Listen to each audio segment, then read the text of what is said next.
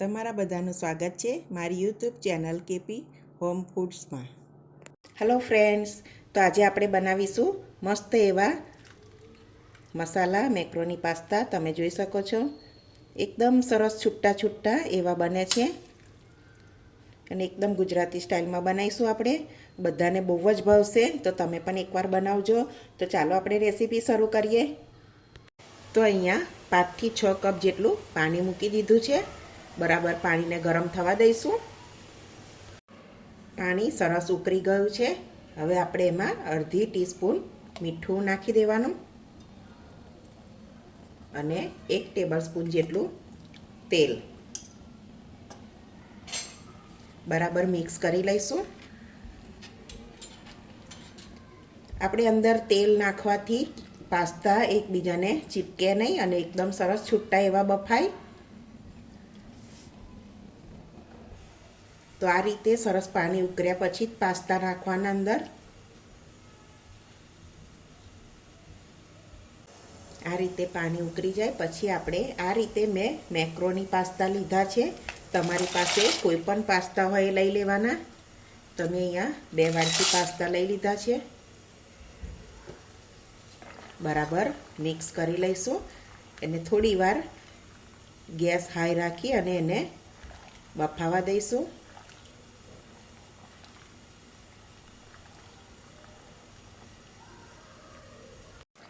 તો પાસ્તા સરસ આ રીતે એકદમ કૂક થઈ ગયેલા છે. તો તમે આ રીતે ચેક કરી શકો છો. આ રીતે સરસથી તૂટી જાય એટલે આપણા પાસ્તા સરસ બફાઈ ગયા કહેવાય. જો એને બહુ બાફી લેશો તો પણ ગુંદો થઈ જશે લોચો. એટલે આ સરસ બફાઈ ગયેલા છે. આ રીતે બાફી લેવાના. આ રીતે આપણે પાસ્તાને કાઢી લઈશું.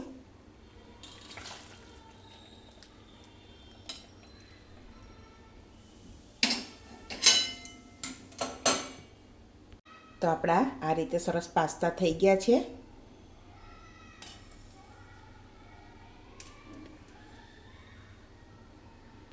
હવે આપણે આ પાણીને થોડું કાઢી લઈશું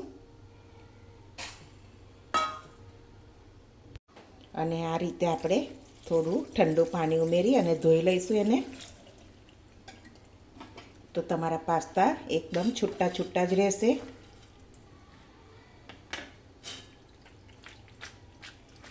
તમે જોઈ શકો છો કેટલા છૂટા સરસ થયા છે.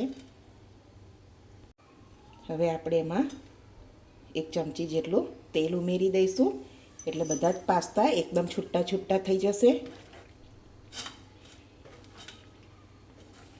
સરસ વઘારીશું તો પણ પાસ્તા આપણા છૂટા જ બનશે. અડધી ચમચી જેટલું જીરું,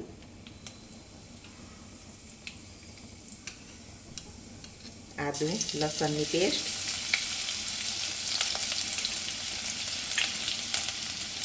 બરાબર સાતરી લઈશું. લીલા મરચાં 2 નંગ ઉમેરી લઈશું.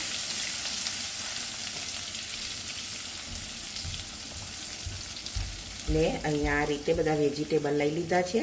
તમારી પાસે તમારે જે લેવા હોય તે લેવાના અને જે રીતે ચોપ કરવા હોય એ રીતે ચોપ કરી લેવાના. મીડિયમ ટુ હાઈ ફ્લેમ પર જ એને સાતડવાના છે. બહુ ધીમો ગેસ નથી રાખવાનો, એકદમ ક્રન્ચી લાગશે એટલે આ રીતે એને સાતડી લેવાના.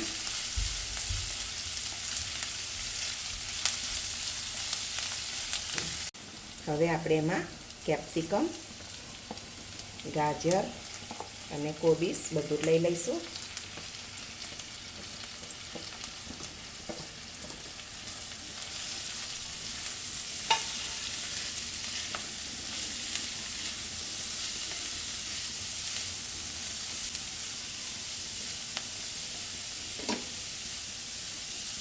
સ્વાદ પ્રમાણે આમાં મીઠું લઈ લેવાનું. આટલામાં વેજીટેબલમાં તમારે જે લેવું હોય તે લઈ શકો છો. હવે ટામેટાં પણ ઉમેરી લઈશું. બરાબર મિક્સ કરી લઈએ.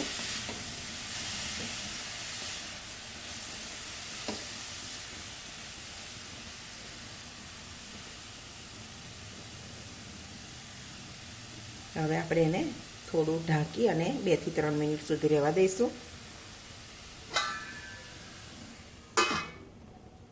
તો વેજીટેબલ સરસ સતળાઈ ગયા છે. તો આપણે 1 ચમચી જેટલી હળદર,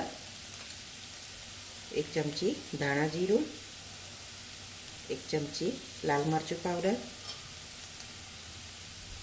મસાલો,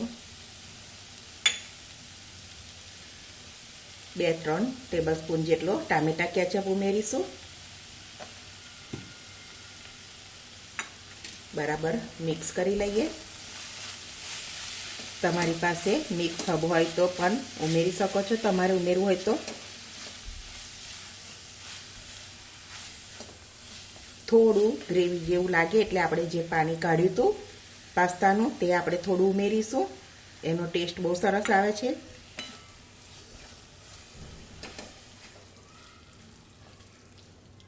હવે આપણે પાસ્તા ઉમેરી લઈશું.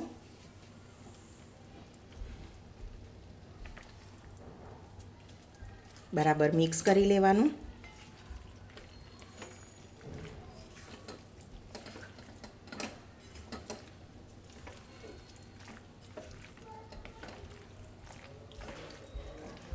થોડું ચીઝ ખમણી લઈશું. ચીઝ તમારે ઓપ્શનલ છે, તમારે લેવું હોય તો લેવાનું, નહીં તો સ્કીપ કરી શકો છો. પણ ચીઝ હશે તો બહુ સરસ એવો ટેસ્ટ આવશે. બરાબર મિક્સ કરી લેવાનું.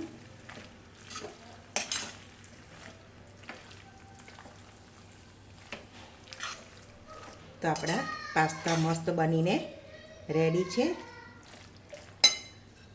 ધાણા સ્પ્રિંકલ કરી લઈશું.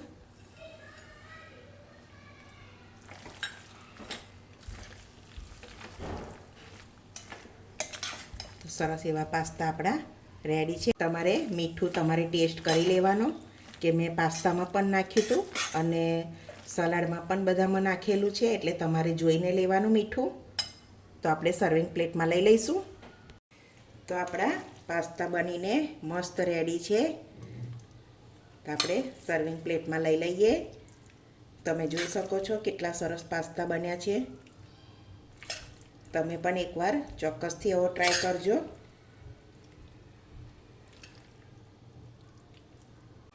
થોડી આપણે ઉપરથી ચીઝ ખમણી લઈશું. તો તમે જોઈ શકો છો આપણા સરસ મસાલા પાસ્તા બનીને રેડી છે. તમે પણ એકવાર ચોક્કસથી એવો ટ્રાય કરજો, બહુ સરસ બનશે. અને મને કોમેન્ટમાં કહેજો કેવા બન્યા છે. તો જો તમને મારી આજની આ રેસીપી ગમી હોય તો વિડીયોને લાઈક કરજો, મારી ચેનલને સબસ્ક્રાઈબ કરજો. તો હવે મળીશું એક નવી રેસીપીમાં. ત્યાં સુધી બધાને જય સ્વામિનારાયણ.